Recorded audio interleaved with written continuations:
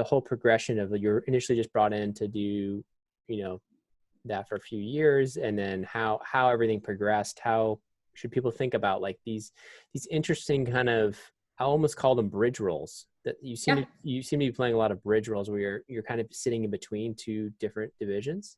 Mm-hmm.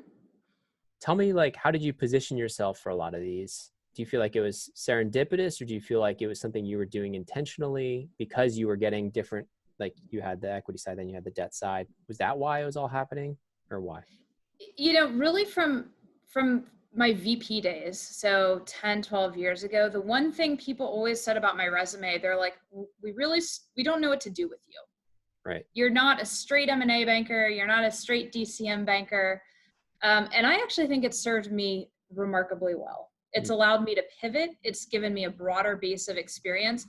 One of the best pieces of advice I ever got, one of my mentors at one of the French banks had put me in touch with, at the time, the then CEO of the Americas of Bank of America, right after they merged with BAML or with Merrill Lynch and became BAML.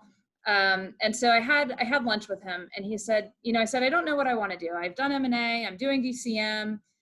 And he said, don't undervalue either of them.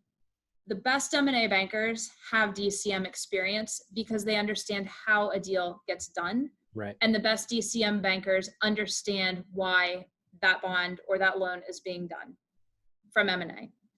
So see the bigger picture. And, you know, at the time I was like, that's great advice. Looking back on that now, 10 years later, that was the best advice I ever got in my career.